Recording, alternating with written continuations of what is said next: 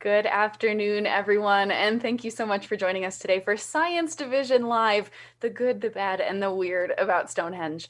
My name is Talia. I'm part of the Virtual Experiences team here at the Denver Museum of Nature and Science, and I am so excited to be talking today to Dr. Erin Baxter, Curator of Anthropology here at the museum. She's going to tell us all about that cool thing. We've all maybe seen it on postcards or nature documentaries or travel documentaries, I guess, and now, of course, at the Museum of Nature and Science. Stonehenge, all the good stuff, all the bad stuff, all the weird stuff, and how it relates to the solstice thing we have coming up. So any minute now, she'll start her camera up, give you a wave, and then I'm going to kick it over to her. So as always, we hope that you'll share with us some questions, comments, whatever you're excited to learn about today, and of course, pop where you're watching from in the comment section of this video. So go ahead and put that there. At any point during the presentation, we will be watching. I've got my handy dandy device ready to go. I will be watching along and ready to direct your questions to Dr. Baxter at the end of the show. So without any further ado, Erin, Dr. Baxter, how are you today? Tell us a little bit about what you're going to talk about. I'm great. Thanks, Talia. Thanks for that introduction. Well, it's like the high time of year for Stonehenge with the solstices coming up on Sunday. And between that and Stonehenge being here in Denver with us, this seemed like a very timely thing to sort of talk about. But not just the stones and alignments. That's so 1984. We want to talk about all the other stuff that's happened since then as well. So we're going to sort of jump into that if that's okay with you. And do, like Talia said, please do drop in with as many questions as you want, and we'll answer those at the end. We'll be watching. So, all right, let's turn it over to you. Cool. I'm going to go ahead and step back. Okay, that's great. Let's get this started. Just sharing my screen. Hi, this is Erin Baxter, Curator of Anthropology. I want to go through a few Hinge highlights, particularly the good, the bad, and the weird. Not much of this is in the exhibit at all, but I think it adds a little flavor and a little context and maybe even a little humor, parts anyway, to the overall story. And going from maybe the more sort of ethically interesting and serious to maybe the least, these are the odds and ends that I'll cover in this brief presentation. First off, the one that is maybe an odds and ends that we don't have time often to talk about in the exhibits is the display of human remains in museums. And this is a controversial topic internationally. It's different for various nations, particularly those who are still dealing with sort of recent post-colonial phenomena. But in Europe, and in England in particular, the controversy is less pronounced. But it's still not without its detractors, and I think there's some valid arguments to be made. One of these, who has brought up the ethics of human remains, is King Arthur Uther Pendragon, who is a sort of a live-in druid and a fixture at Stonehenge, and he claims to be a reincarnation of King Arthur, and he has sort of lovely notions about preservation of the site. I think his heart is in the right place, although I understand he's quite a character. And that is that he's been working to save, or in his eyes, to save Stonehenge from the planned tunnel, which I'll talk about in a bit. He's trying to make Stonehenge openly accessible to everyone, so he protests the parking fees and the like. And he also has some trouble with the human remains that are on display, who he sees as his direct ancestors. Even though archaeologically the case for druids and the construction of Stonehenge is maybe a little more tenuous, at least from a scientific perspective as far as DNA and material culture and the like. But at the Wiltshire Museum, the Salisbury Museum, all the museums associated with Stonehenge in England, there are inhumed or whole bodies and cremated remains on display. And my understanding is that research has been done on museum visitors, and a vast majority, well over 90%, have no trouble with this phenomena and feel that it's a compelling source of information. It's a tangible link to the past. It's a time capsule that tells us lots about the history of Stonehenge. The detractors, such as Arthur Pendragon, feel that it's a desecration of the dead, and whether you're directly descendant or not, we've no right to display human remains. in any context, let alone museums. And I think it's a valid debate, and it's an ongoing debate, and probably one that you might hear about.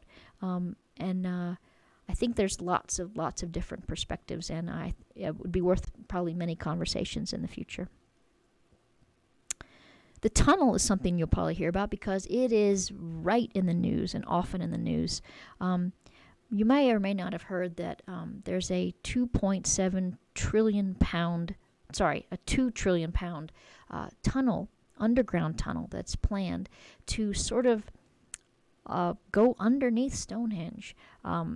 It goes about 2.1 miles, 3.3 kilometers, something like that, and is set to start relatively soon, although it's being held up in court at the moment. And this is because over the past few years, traffic has increased dramatically, and in an effort to sort of save Stonehenge from the traffic, a number of local roads have closed, funneling everyone into the main east-west corridor that connects all of southwest England to London and the like. So the traffic levels are quite huge, with both just daily traffic and with visitation to the monument. And the tunnel is meant to alleviate this, reduce noise pollution, and sort of restore the landscape. And the proposed tunnel is here. I understand they started this project in the mid-90s. They've seen something like 80 or 90 proposals with different ways to do this cost effectively and with the least impact to the site. And it will look something like this. Ahead of this, Wiltshire Archaeology, or Wessex Archaeology, I should say, is doing advanced sort of scanning through this area that will be impacted by the tunnel to see what will be impacted. And just in the last few weeks, they've unearthed a Bronze Age grave at Stonehenge, which has called to question, you can see this is just from February of this year, called to question whether this plan is thought out and the like. And a number of archaeologists who are local, like Michael Parker Pearson, the curator of this exhibit, has said that the tunnel is insufficient and potentially will lose millions of artifacts because it is too short and doesn't and consequently comes up too early, and the road will impact too many artifacts. But something that's ongoing and you might see in the news throughout the run of the exhibit. A brief turn to Hinge History. I think the exhibit will cover a little bit of this, but I just wanted to hit some high points from some historic photographs, which I'm personally interested in. For example, the first photo of Stonehenge taken in 1853, which is pretty extraordinary. There had been paintings and drawings before this, but this is the first photo, and I think if you zoom in, you can see a contraption of some sort where someone is pulled right up. And you can see the leaning sarsen stones. This is just about 50 or 60 years after one of the central trilithons fell in 1797. And a couple others were leaning, and you can see that's being supported simply by that blue stone. Stonehenge is no stranger to famous folks. Colonel Sir Henry James is there in the top hat and the white pants on the left. With his adjutant. And then there's Prince Leopold leaning, he's Queen Victoria's youngest son, is leaning on his hand, sort of in the foreground of that picture. So the young royals went often to Stonehenge, I'm told. Here's the first protest at Stonehenge. This was in 1901. And these are locals protesting the fencing off of Stonehenge for the first time to keep both people and animals out. And a fee was going to be charged by the landowner, and these folks objected. They were overruled.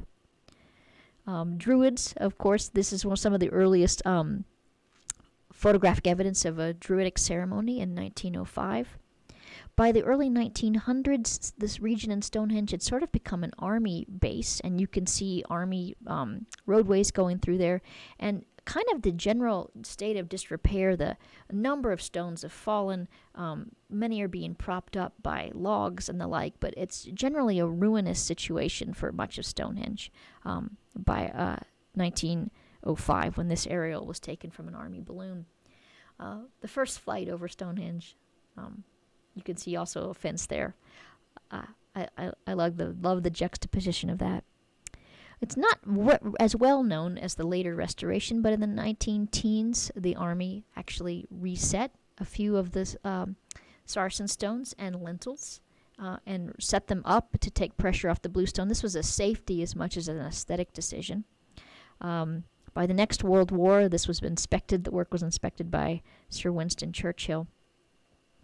By the 1950s, after the war, things got going with some pretty extensive excavations.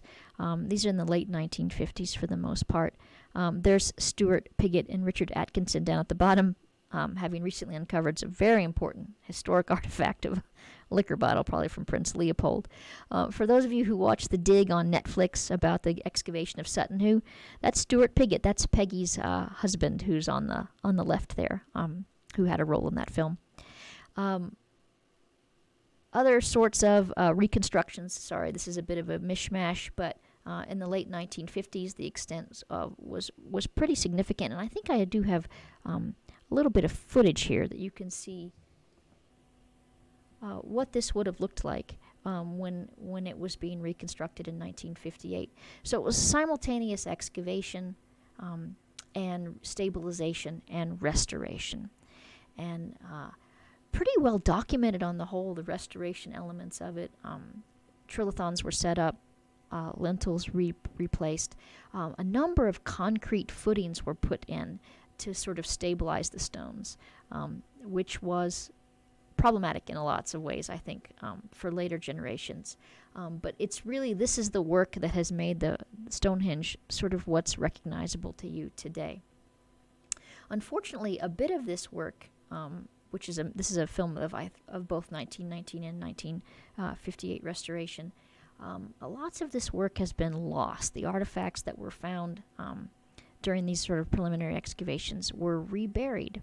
And this is why they weren't considered museum quality for the most part. They were bits and pieces and the like. And so they were reburied, and we've lost these. So that's why it's so important that these new excavations from this exhibit are telling us new things. I want to finally sort of talk also about some other unusual sorts of historical things at Stonehenge. As you can imagine, all kinds of unusual things have happened to the stones over the years, including pranks, vandalism of all levels, and the like. And these are from 1956, 58, and 59. Of course, vandalism goes back earlier. There's some 17th century versions of it from Sir Christopher Wren. Who grew up nearby and inscribed his name. And then, of course, there have been festivals ongoing. These are why it was nicknamed in the 1970s Stonehenge. But to be honest, that's not the worst of it. It gets much worse. And I have a 90-second clip that I'd like to show you. Archaeologists believe that Stonehenge's two rings of standing stones may be simply the remains of a much larger structure based on the presence of the earthen henge that surrounds it.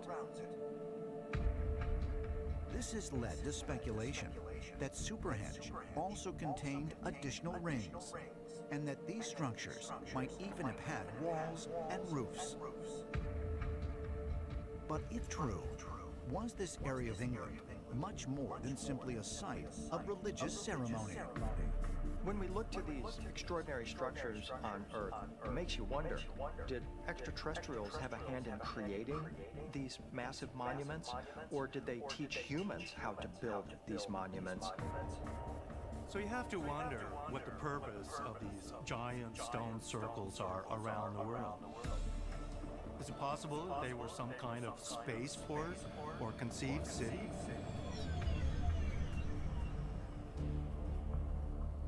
Is it possible that Stonehenge and the many structures that surround it are the remnants of an extraterrestrial spaceport? And that's what keeps me up at night, that there are 4 episodes that deal with aliens and Stonehenge on purportedly the History Channel and Ancient Aliens. So you might get some questions about this, but it's certainly engendered a number of extraordinary theories. I don't even know what they're talking about with Superhenge is the one that's been sort of recently found, a number of very large post holes surrounding a massive area around Durrington walls, but there's no evidence of interior circles, and there's absolutely no evidence of roofing, so that was just made up. And then the Great Leap to Aliens is just kind of extraordinary, but there it is. And it's often engendered by the photographs of the restorations that seem to indicate to people that that humans didn't have anything to do with it. It's either a modern phenomena, like a fake hinge, or that there's these leaked photos from National Geographic censored by MI6 that shows the construction of Stonehenge in 1898. You cannot make this up. Of course, 1898, if you look closely, those are pretty great rubber tires on that machine.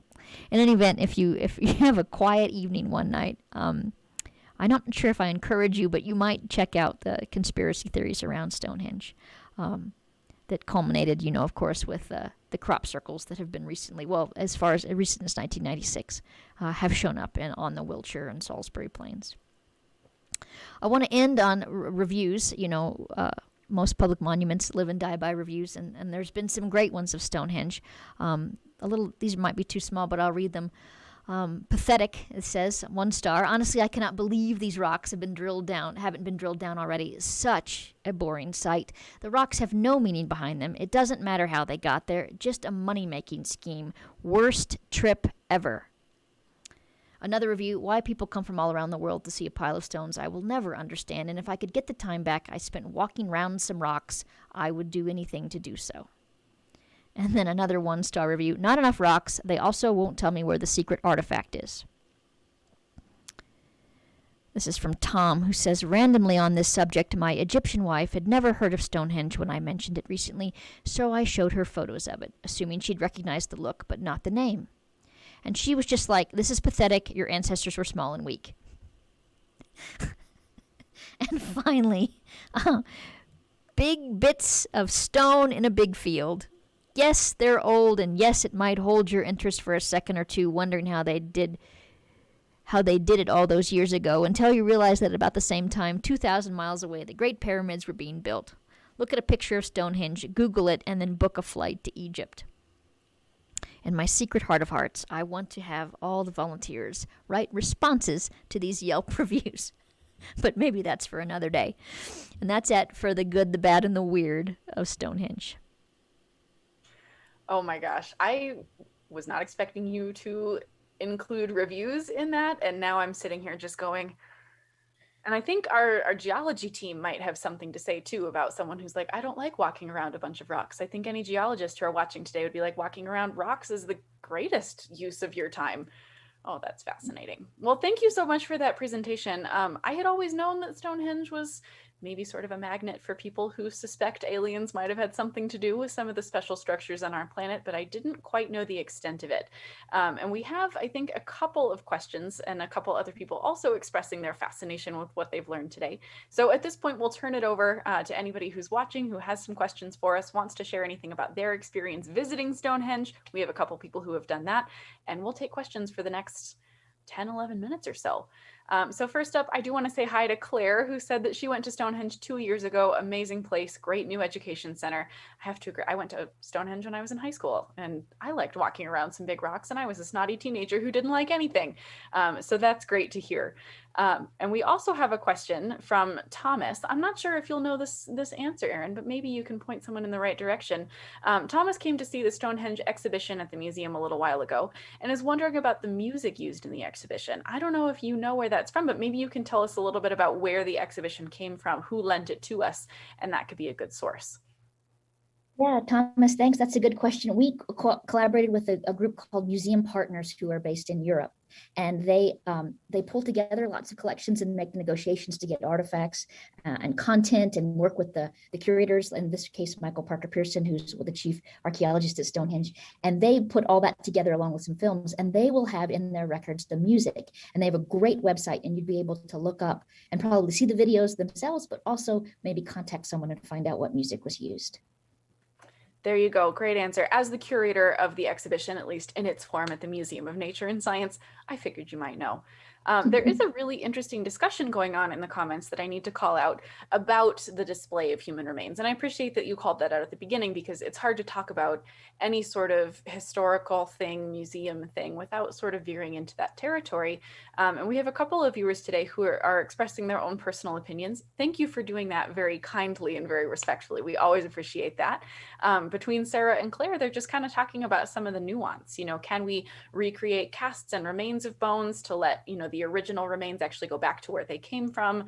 Should they be on display? Should they be kept in collections but not on display? And there's been quite a conversation about this happening at the Denver Museum of Nature and Science and at museums around the country and around the world for a long time now. So what can you tell us about that debate? Maybe you can tell us a little bit about what NAGPRA is, what NAGPRA means. It's of course an acronym, and maybe point some of these viewers in a direction to learn a little bit more about what we have done specifically with repatriation. Yeah, absolutely. That is a huge question. And I actually teach a class at CU Boulder called the Archeology of Death, and we tackle this. And I when I talk about this, I have to put on my scientist hat, and then I have to put on my I am a human too hat. And so I think as conflicted as maybe the questioners or maybe I feel lots of ways about it. And I think we're at a watershed moment in museum history and in human history about we really are rethinking this. In the United States, like Talia was saying, we have a thing called NAGPRA, which stands for the Native American Graves Protection and Repatriation Act. And this was only passed in 1990, and museums are still trying to get in compliance with it because it's an expensive and time-consuming and heart-wrenching for a lot of people's process, both indigenous communities who are impacted and the scientists who are often trying their best to get these remains back home. So in the United States, we have a relatively, I think, ideally progressive sort of way of doing this, but we're lagging behind in the application of it, usually because of lack of funds, not because of lack of will. But as we do this here, Europe has very different sensibilities, and the rest of the world to a degree has very different sensibilities about their ancient and more recent past. And there are less prohibitions in their world for the excavation and the study of human remains. And often many human remains are displayed in those sorts of contexts. And depending on where you're trained and what kind of anthropology and archaeologist you become, you grow up in those traditions and you think about them. If you put your scientist hat on, I know casts and things like that can replicate it, but there's something about the authenticity and the scientific value of real bone, particularly in light of new scientific breakthroughs like strontium isotope analysis and new and advanced forms of dating methods that makes human remains incredibly valuable. Humans are time capsules into the past, and there's no better way to understand the past. That being said, they're humans. They want to be respected. So I give the example of this one class that I'm almost done telling you, I'm sorry, is that this man named Doug wrote a letter to the anthropology department at CU Boulder and said, I'm dying and I want to donate my body to your department. And a few weeks later, he showed up, and we use his body in class. And students can look at it. I watch them all year long. They look at casts and they measure them, and they have sort of this expression. And then Doug comes in his box, and we open him up, and people pick up Doug's head, and they pick up a letter by Doug that says, if you're reading this, I'm probably face down somewhere, and I'm hoping you're studying my remains. And Doug played football, so his nose goes 6 ways. He was in an explosion at a Brackenridge ski resort, and people died, and someone fell on top of him, and he ended up breaking all of his legs. And he has pathologies and traumas to his body that casts don't often replicate. So in some ways, from a practical, inhuman, not inhuman, but a practical side of the scientific value of human remains, they are invaluable for the study and training for young scientists. But I totally understand the need for consent, the need for awareness, and the need for respectful display if it happens, but also maybe we need to rethink this as the years go by. So the debate is ongoing. Yeah, and thank you to our viewers today for bringing that up and helping us dive into that conversation, because it is really complicated. Is the big word that we can use to describe that. It's complicated.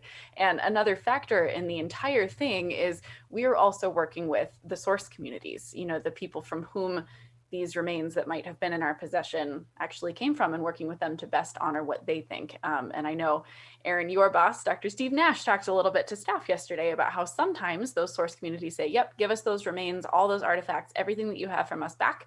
And sometimes the source communities say, actually, no, we're fine with it. And so that's the other thing to really make sure we mention here, is that there is no one size fits all strategy when it comes to things like repatriation, display, keeping of human remains. It's complicated. And as two museum nerds in this call, we could probably talk about it for a very long time. Thanks for bringing that up. It's always cool to get to talk about that stuff.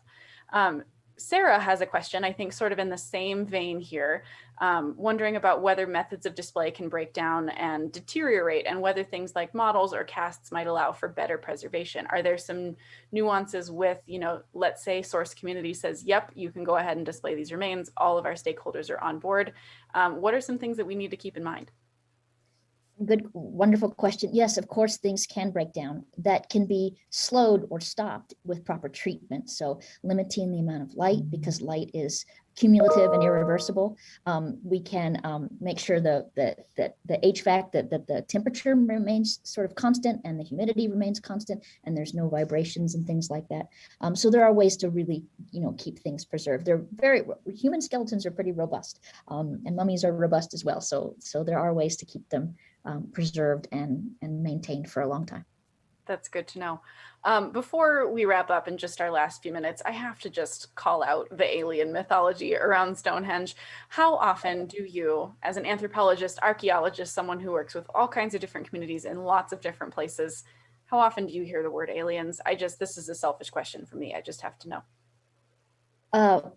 More than I would wish for, and way too much. I think I read a study that something like 40 to 60% of young people think the History Channel is like documentary, and use that as a source. So Ancient Aliens is really popular. So an archaeologist gives a lecture and gets 100 hits on it, and Ancient Aliens comes out and 3 million people watch it. So it's an uphill battle to what we call alternative or really incorrect archaeology. And a lot of the Ancient Aliens is based in sort of colonialist and racist notions about the past, and it's very problematic, and lots of archaeologists are on board with trying to mitigate this, but it is an uphill battle, and it's funny and we make fun of it all the time, but it really is a problem when people think that ancient people were not capable of these sorts of things, and these amazing structures like Stonehenge, and that's really something we need to all fight against together.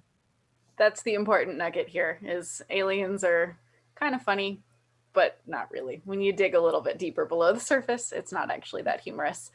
One final question, just to make sure that we really tie why we're talking about this today to the time of year that we're in. Of course, this weekend we will see the summer solstice in the Northern Hemisphere, the longest day of the year, always very exciting. What's the big deal? What's the relationship between the solstice and Stonehenge? Why are we talking about this today?